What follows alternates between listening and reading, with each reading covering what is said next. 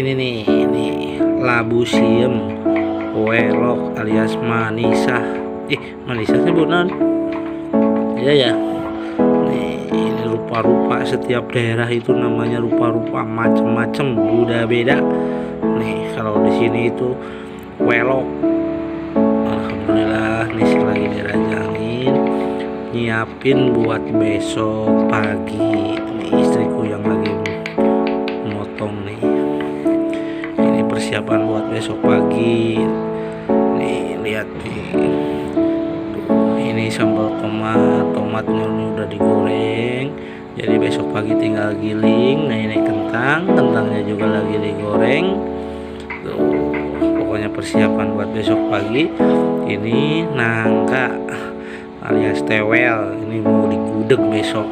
Pokoknya jangan lupa pantau terus ya kawan semua, sahabat semua.